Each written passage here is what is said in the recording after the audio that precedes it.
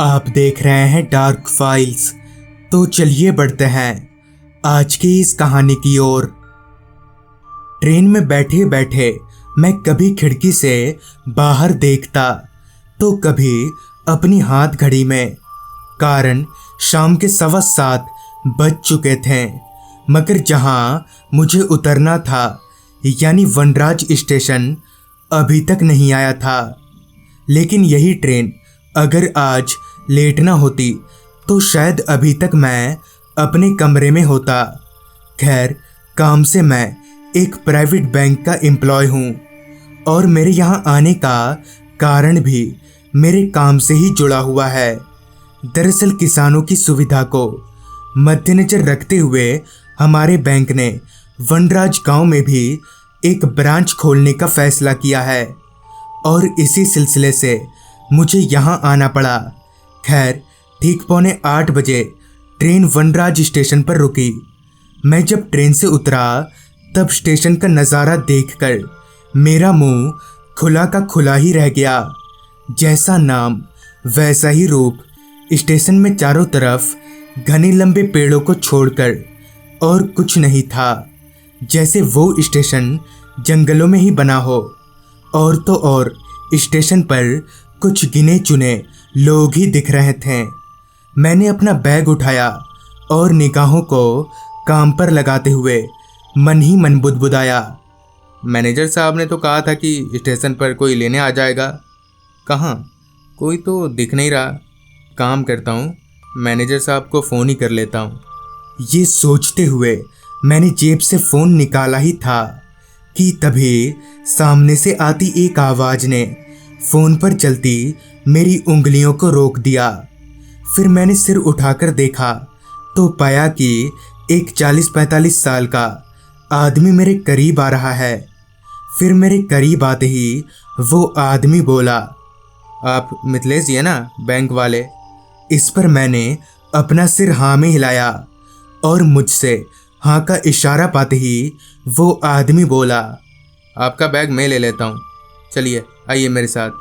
फिर उस आदमी ने मेरा बैग उठा लिया और हम दोनों स्टेशन से बाहर निकलने लगे। स्टेशन से बाहर निकलकर हमने एक रिक्शा पकड़ी। रिक्शा अभी चल ही रही थी कि वो आदमी बोला, सर आपके रहने का सारा इंतजाम कर दिया है और आपका ख्याल रखने के लिए एक नौकर भी रखा है। कुछ देर चलने के बाद रिक्शा रुकी। सड़क के किनारे एक छोटा सा घर था। मैं और वो आदमी उस घर में दाखिल हुए, जहां पहले से ही एक 60-65 साल का आदमी मौजूद था। तभी वो आदमी जो मुझे स्टेशन से यहाँ लेकर आया था, उसने कहा, यह आपका ध्यान रखेंगे, खाना वाना सब कुछ यही बना कर देंगे, बस रात 9 बजे के बाद ये घर चले जाएंगे। इतना बताकर वो शख्स वहाँ से चला गया।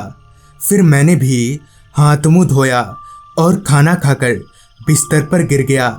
चूँकि सफ़र के कारण मैं बहुत थक गया था, इसलिए मैं बहुत जल्द सो गया। पता नहीं कितनी देर बाद, मगर जब मेरी आँख खुली तो मेरे पेट में बहुत तेज दर्द हो रहा था। हालांकि कभी कदार मेरे पेट में ऐसा दर्द होने लगता है जिसके लिए मैं अपने साथ हमेशा दवाई रखता हूँ। लिहाजा मैं किसी तरह से उठकर बैठा और अपना बैग खोलकर दवा ढूंढने लगा, मगर बहुत खोजने के बावजूद भी मुझे बैग में कोई दवा नहीं मिली। तभी मुझे याद आया कि मैं जब यहाँ आ रहा था तब रास्ते में एक छोटा सा क्लिनिक भी था, मगर इतनी रात गए कोई क्लिनिक खुला भी होगा, ये सोचकर मैं थोड़ी दुविधा में पड़ गया। मगर ऐसे बैठे बैठे पेट का दर्द कम नहीं होगा, जिस वजह से मैं बिस्तर पर से उठा और बाहर से घर को कुंडी लगाकर उस क्लिनिक की ओर बढ़ने लगा। रात तो सच में काफ़ी हो गई थी, जिसका असर रास्ते पर साफ दिख रहा था। तेज कदमों से चलते चलते मैं जब उस क्लिनिक के पास पहुंचा तो पाया कि वो क्लिनिक इस वक्त भी खुला हुआ है, जो कि काफ़ी हैरानी की बात थी, क्योंकि रात की इस पहर अमूमन सारे क्लिनिक बंद ही होते हैं। खैर, मैं अंदर दाखिल हुआ तो अंदर का नज़ारा देखकर दंग रह गया, क्योंकि वहाँ सब कुछ धूल की चादर में लिपटा और टूटा फूटा सा था। अभी मैं अपनी आंखें फाड़कर ये सब देख ही रहा था, तभी पास ही के कुर्सी पर बैठे डॉक्टर ने कहा, क्या हुआ है? इस पर मैंने डॉक्टर साहब को पेट दर्द वाली बात बताई, जिसे सुनकर उन्होंने एक कांच टूटी अलमारी में से एक टैबलेट निकाला और मुझे पानी का बोतल और वो टैबलेट देते हुए कहा, ये लो, इसे अभी खा लो। फिर मैंने जैसे ही वो टैबलेट खाया कि मेरे पेट का दर्द एकदम से छूमंतर हो गया। मैं हैरान था, क्योंकि इतनी स्पीड तो बुलेट ट्रेन भी नहीं चलती जितनी स्पीड इस टैबलेट ने अपना असर दिखाया था। तभी मैं बोला, डॉक्टर साहब, कितना हुआ आपका? मैंने इतना कहा ही था कि डॉक्टर साहब एकदम से मेरे ऊपर भड़क गए और कहा, तुम्हारी हिम्मत कैसे हुई मुझे पैसा देने की? डॉक्टर साहब को ऐसे भड़कता देख मैं उन्हें सॉरी सॉरी बोलते हुए उस क्लिनिक से निकल गया और सीधे घर आ गया। अगली सुबह उठते ही मैं काम पर लग गया। काम ये था कि ब्रांच खोलने के लिए मुझे एक अच्छी सी जगह देखनी थी। दिन भर मैं पूरा समय यहाँ वहाँ भटकता ही रहा। फिर रात को घर आया और खाना खाकर बिस्तर पर लेट गया, मगर पता नहीं क्यों आज मुझे नींद नहीं आ रही थी, जबकि आज मैं बहुत थका था। खैर, मैंने सोचा थोड़ा बाहर निकलकर टहला जाए, हो सकता है ताज़ी हवा खाकर मुझे नींद आ जाए। मैं जब घर से बाहर निकला तब रास्ते पर कोई नहीं था, सिर्फ खामोशी और सन्नाटा ही था। खैर, मैं वहीं पर टहलने लगा। हवा काफ़ी अच्छी चल रही थी। टहलते टहलते मुझे एक ख्याल आया कि क्यों ना एक बार उस क्लिनिक में जाकर उन डॉक्टर साहब से मिला जाए, क्योंकि इतनी रात गए वो क्लिनिक ही खुला रहता है। और यही सोचते हुए मैं उस क्लिनिक की तरफ बढ़ने लगा। कल रात की तरह ही रास्ते पर मेरे अलावा कोई इंसान नहीं था। चलते चलते मैं जब उस क्लिनिक के पास पहुंचा तो आज भी वो क्लिनिक खुला हुआ था। मैं अंदर दाखिल हुआ, लेकिन वहाँ कोई नहीं था। तभी मुझे 2-4 लोगों के बुदबुदाने की आवाज़ आने लगी। ध्यान से सुनने पर पता चला कि क्लिनिक के अंदर जो एक कमरा है, आवाज़ उसी के अंदर से आ रही है। कमरे का दरवाज़ा हल्का खुला हुआ था। मैंने उस दरवाजे के पास जाकर अंदर झांका तो वो डॉक्टर किसी पेशेंट की जांच कर रहे थे। इसी बीच वो पेशेंट डॉक्टर से बोला, डॉक्टर साहब, मेरा सर बड़ा दुखता है, ज़रा देखिए ना। उस पेशेंट के इतना बोलते ही डॉक्टर ने मरीज का सिर पकड़कर एक झटके में ही धड़ से उखाड़ दिया। मगर उससे भी ज़्यादा डरावनी बात तो ये थी कि धड़ से अलग वो सिर डॉक्टर से बातें कर रहा था। इतने में ही मेरी नज़र उस कमरे के पंखे से लटक रहे एक बच्चे पर गई, जो कि पंखा पकड़कर झूले जा रहा था।